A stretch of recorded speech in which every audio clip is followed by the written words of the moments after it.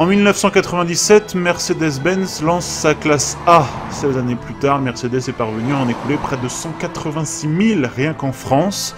Mais ces dernières années, ces ventes s'essoufflent. Audi et BM ont eu le champ libre avec leur A3 et série 1. Du coup, la firme de Stuttgart est repartie d'une feuille blanche pour concevoir une nouvelle classe A, plus sportive, plus ancrée dans son époque, bref, plus concurrentielle.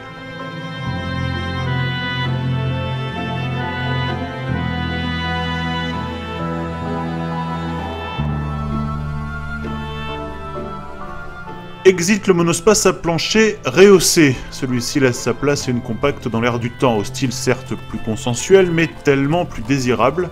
Son design est directement inspiré de la nouvelle classe B, avec quelques subtiles touches héritées de la super sportive SLS AMG.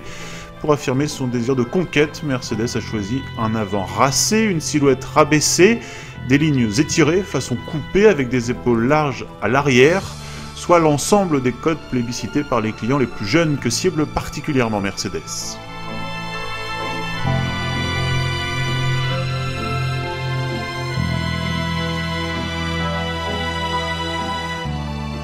Aucun compromis n'a été consenti sur la qualité des matériaux. Les aérations inspirées du SLS s'intègrent dans une planche de bord au dessin entièrement nouveau.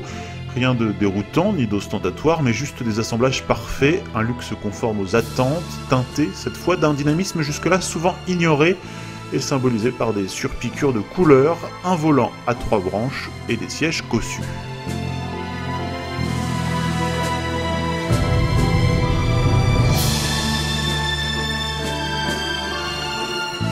Notre version d'essai, une A200 CDI développant 136 chevaux, s'est révélée à l'aise, mais sans plus, sur autoroute comme dans la montagne.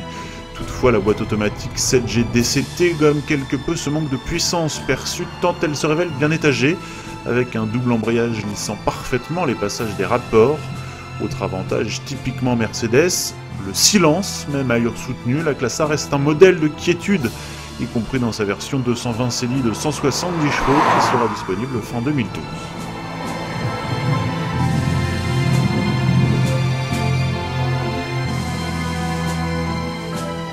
Mercedes entre sur le segment des berlines compactes avec cette nouvelle classe A. Sans surprise, ce modèle est bien pensé et positionné pour faire face à la concurrence des Audi A3 et BMW série 1, notamment en termes de tarifs, mais son succès sera conditionné par le travail de mutation qu'opère Mercedes sur son image, avec un dilemme de taille, séduire les jeunes cadres dynamiques sans déplaire à la clientèle des très statutaires classe E et S.